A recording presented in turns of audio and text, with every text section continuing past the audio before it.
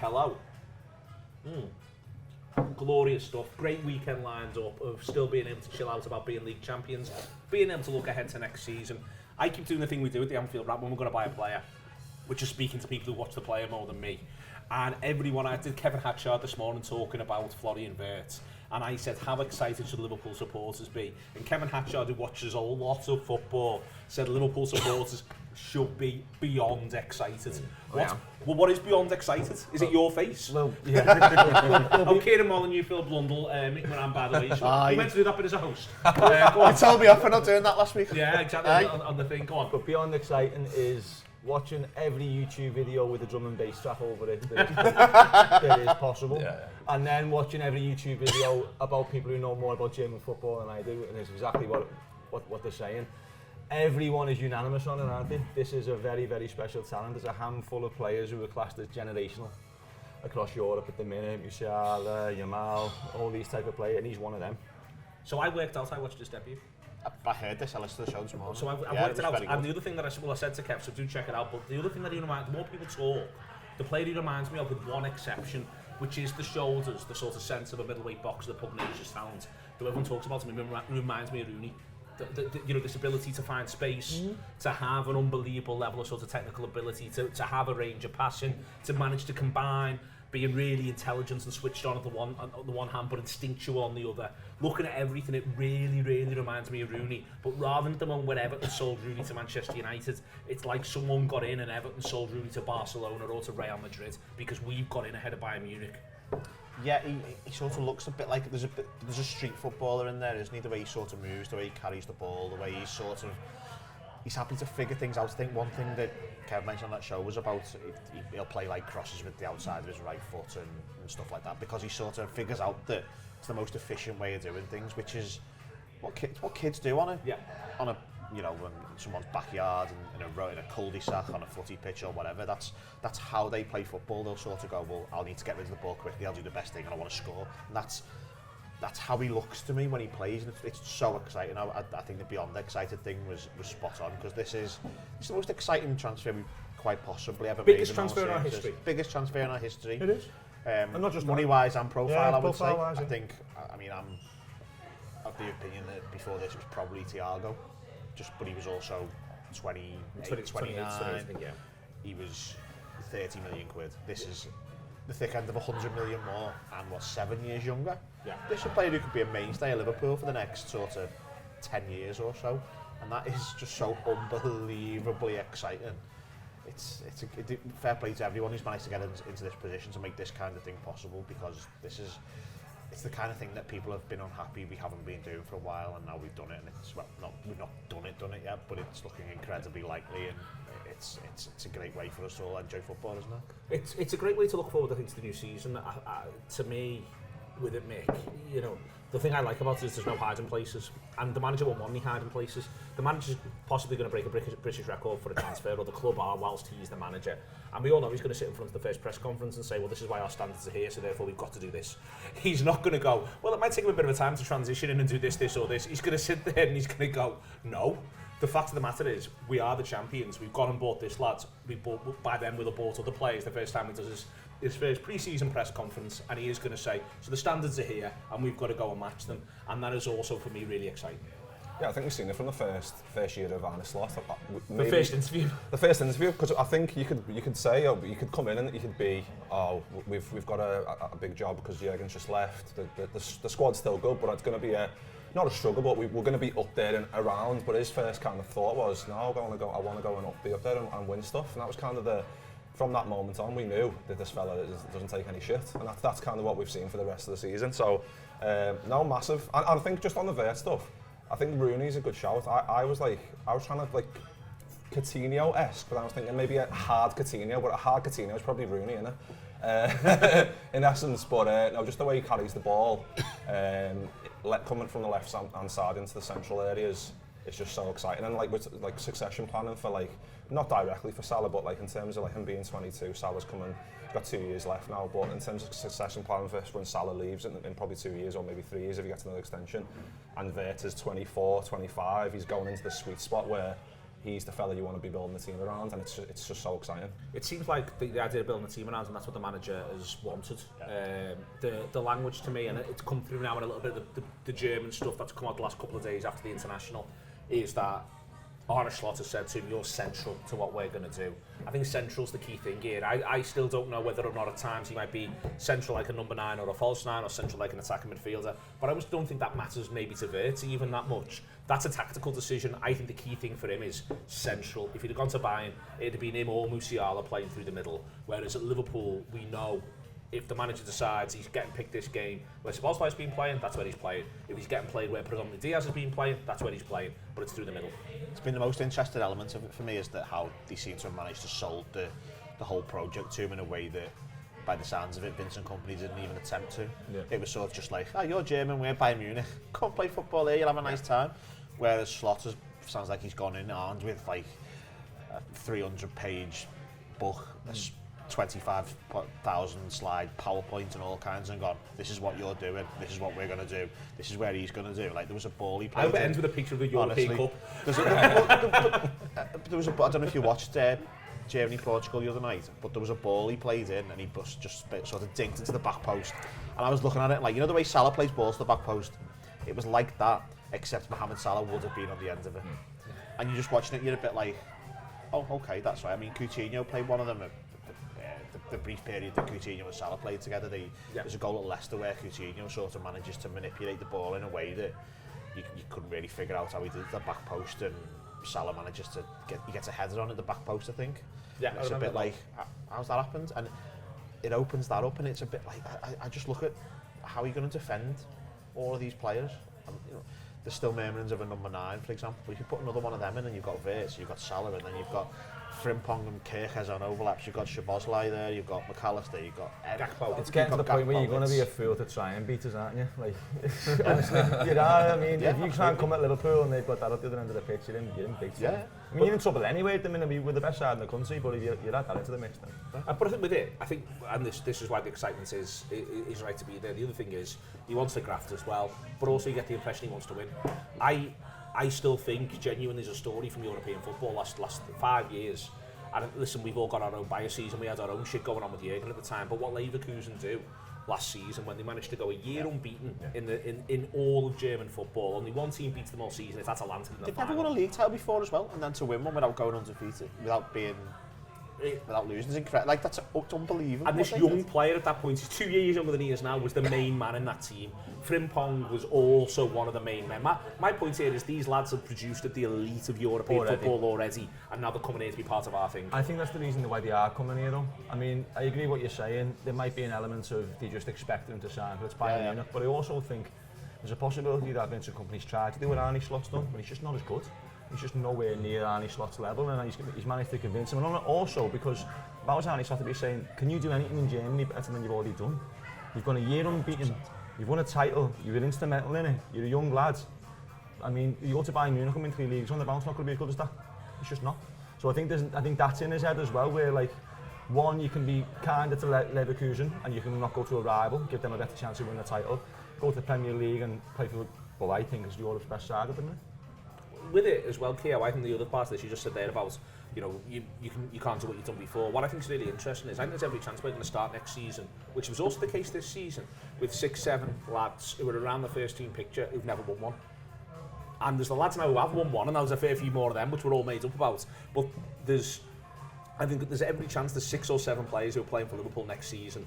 And you can maybe, if you want to, throw in someone like Trey Naoni into that, or maybe it'll be Besetic who breaks through into the ranks and gets an opportunity. But you know you're going to have Mamardashvili around. We expect Kirkes to get done. You've got Frimpong, you've got Wirtz. That's already 4. All it needs is one more young prospect, that's 5. Then it's 2 or 3 more signings. Suddenly that's 8 of a 20-man squad who want to do this thing for the first time again, and they're on their own adventure as well with all this. Now half your starting 11 and half your bench is never won a league title, and it's just as hungry as we are this season. And the lads have got all the experience. Not thought of it like that, to be honest, until you've just said it. Now it's, I mean, I don't know what my opinion is on it, other than the fact that, like, sorry for everybody else. Do you know what I mean? Because, like, it's exciting, isn't it? Yeah, it's exciting. Yeah. I mean, what's next for us as fans is to go and win another league back to back, isn't it? That's what's on our list. We've retained the trophy since 1984. What a time it'd be to have the first time in 40 odd years, win a trophy, and then go, right, we're having it, we're keeping it, we're not giving it back. That's my aim for next season. But this has been the thing, I say aim, I'll have the European Cup. I'm not picking. We've been so spoiled over recent years, but if you want to talk about things that we haven't done, it's win trophies back to back, and it's also capitalise when we've been right at the top. And there's two types of Liverpool fans, isn't there? There's the Twitter fans who just want to moan at every single transfer, and then there's us that go to the match who seem to have a bit more of a clue than your 13-year-old on Twitter who's just arguing with people. But what I'm trying to say is, none of us have ever seen us do this in the modern era, where we've won a league title and gone and get the best player in Europe, and actually spent 150 million or towards 150 million quid on it. This is new waters for us, and I think it's really, really exciting. There's a reason everyone's so excited by it. I don't think it's just because he's mustard. I think it's because the way Liverpool are behaving. I think it's because Liverpool are back at the top of football and we're acting like a European giant. Beating Bayern Munich to a player is a big and Man thing. Man City City, pulled out. exactly 100%. That type of thing is. I've never seen that. No, we're sort of used to being. We'll have a go with him, but. You can't if City make come it in and Liverpool pull out just a City, everyone goes, you can't compete with them. Yeah, exactly. It's not even a problem for us. We got so used to just not being able to play ball with them. And now City have gone, we can't compete with Liverpool this year. They've got the money and the champions, pull out now, otherwise you'll have egg in your face. So think what it's going to look like. Now we're having them off as opposed to... But this is also why last summer ends up being such a success for me, Mick, in that everyone just held still. Part of the reason why Liverpool have got this money is because they didn't spend money last summer. And I think we also need to now, and I'm saying this to everyone, brace ourselves for the fact that I think that Liverpool are going to still buy another 3 players this summer, but I think there's every chance they're only doing 1 next summer or maybe 2. I think there's going to end up being a moment here, a sea change. This is the sea change now. And I'm banging into it, I'm not saying the goalkeeper is going to replace the current goalkeeper because, my God, he'd have to be made of gold to do that. Like, he'd have to be effectively the size of the goal in order to be able to genuinely feel. I thought you said made of gold for a second, then I realised you said gold. Like, literally, he's like, well, that's actually in it. He's got gold. He's got little feet, but little ones. Then he's just like a block, and then he's got a head that just goes above the crossbar. That's the only way in which but the point being is that average age stuff, you're pulling that down. Frimpong, younger. Kirk's coming in 21. His arms are either side of the post. His arms are either side of the post, that's the shape of it. His chin sits on the crossbar. Yes, it's just all the way through, just there. Yes, another clean sheet for Liverpool. I'm just thinking like a piece of Lego that just goes in the goal now. That's with a head on top. Exactly. Maybe we'll see if we can pull that off. The way Chelsea sold the training ground, the women's teams themselves, maybe they've got a plan for it. But there is with it. Mick, I think, Kirkes comes in, average age, who's starting at left back down in there as well. You end up in this situation where over and over again, I think it's right, when over and over again, Wirtz is coming in, be younger again, but let's remember that midfield's already pretty young. You just sort of keep going through this, and to me, this is setting up what the next phase of this team's going to be.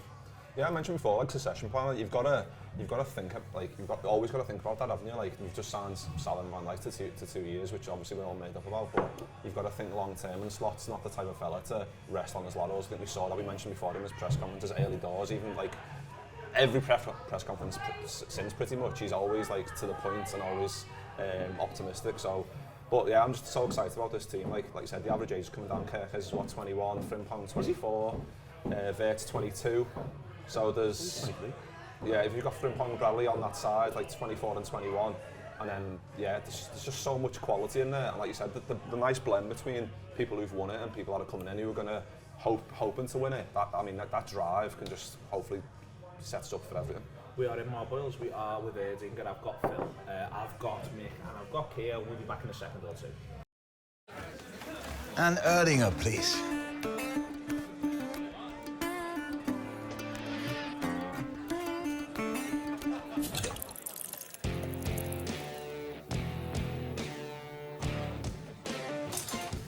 Stop!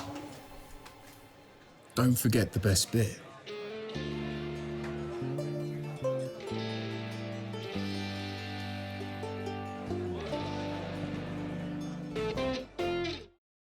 Welcome back, Erdinger. Our friends at Erdinger, really pleased to partner with them all the way through the year. Very much enjoyed it, being very kind of them as well. And a league winning season. Got Phil, got Kieran, got Mick. Mick, I'll come back to you on something which I think is massive though. I'm all in, the new lads, I'm excited. I really want them to sort the Konate situation out positively. it's the one little overhang, I think. And I think that Robertson's got 1 year left as well, but I think if he's performing next season, that'll get resolved with the club in a relatively straightforward way. He wants to keep winning major honours as far as I'm concerned. Konate, for me, he's a special player. He's a player who's important to how we play. And if we are going to have a fair bit of transition elsewhere, I would just like to know we've got a couple of seasons at least of continuity with what he's going to be about for us. Yeah, because I think if you look at what we've got in reserve at the moment, we've got Gomez there, we've got Kwanzaa, there's question marks over both of them. The only two that you can say for certain going forward the next couple of years is Van Dijk and Konate. And Konate's been here for a long time, so he knows the system inside out, he knows exactly what he needs to be doing. And there's no doubt in his quality. He's one of the best at defending wingers in world football, I'd argue. And he's at the right age where he knows that this is the right place for him.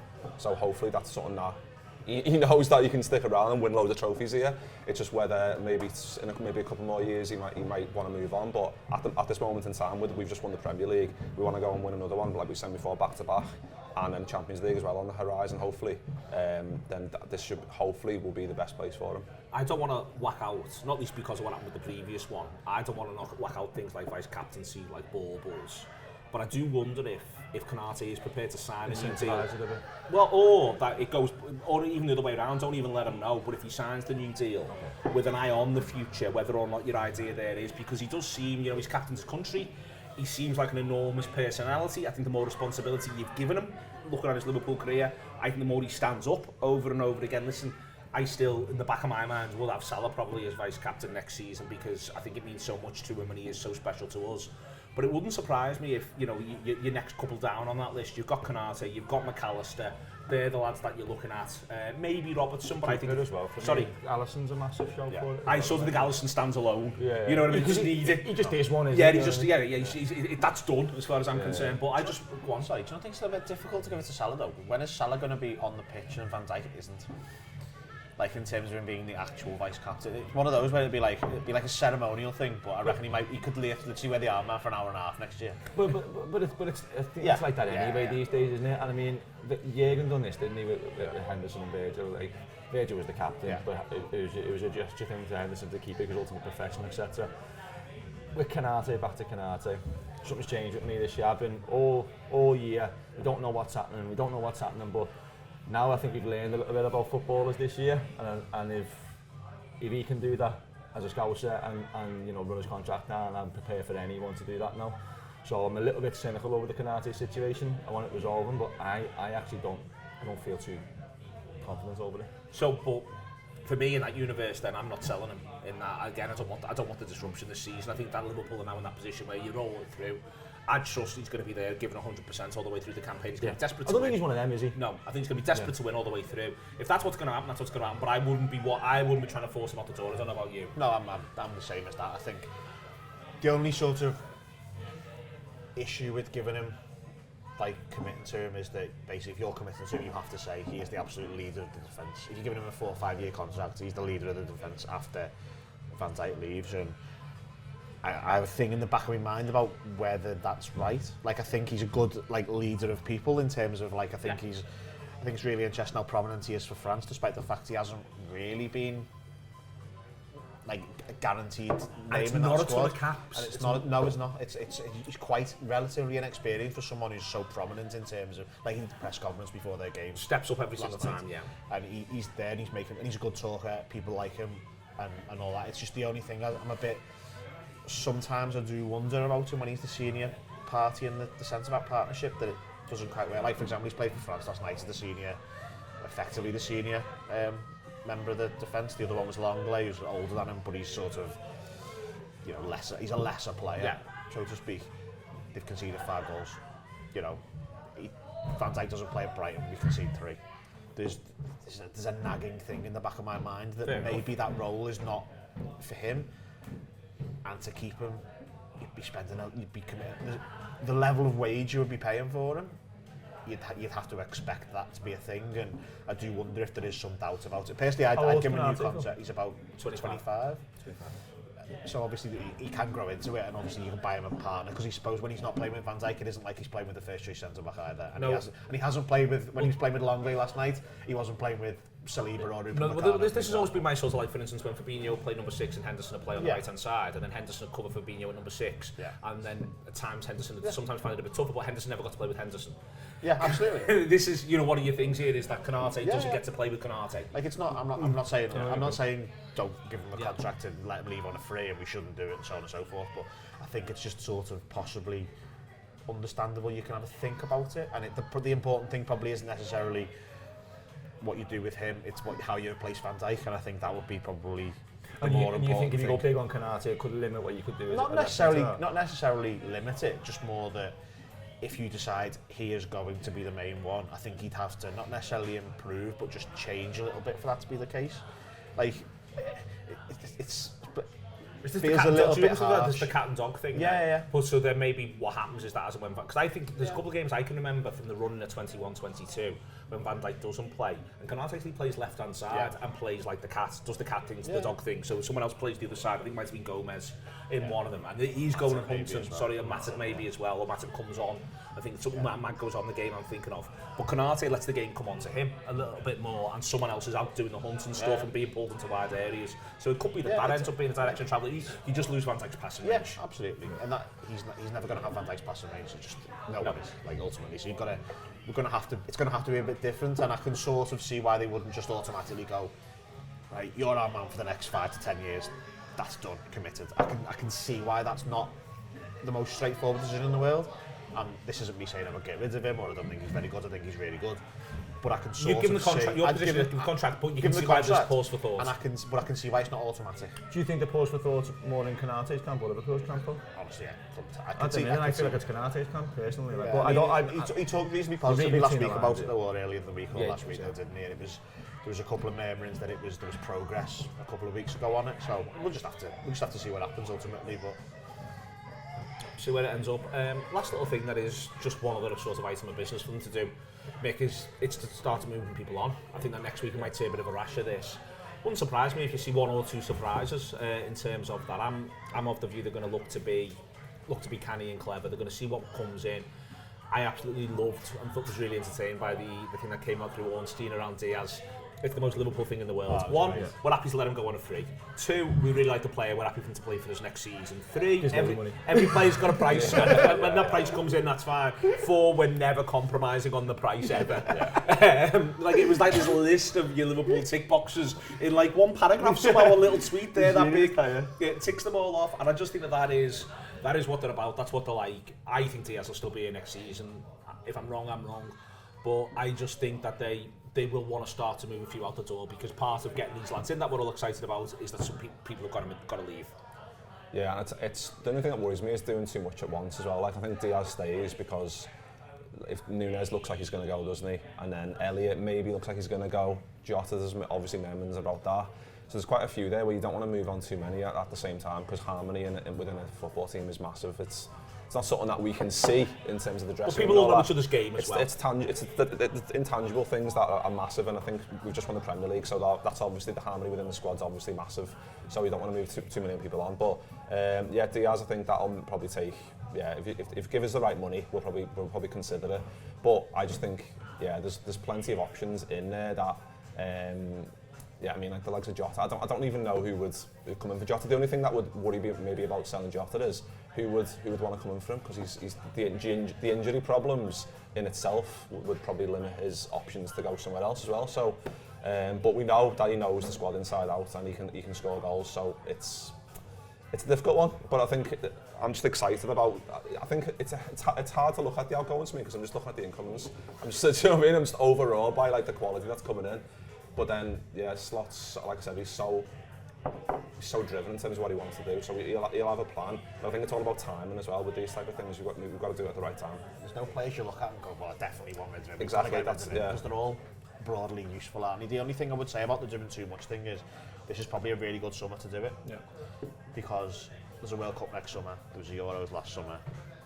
This is going to be the only time for 2 years. This is going to be the only time. It's going to be 2 summers in the next 4. And we're ahead of Where schedule. everyone- They've had the piss up, exactly. they've had their holiday. Exactly. Ready to get in early.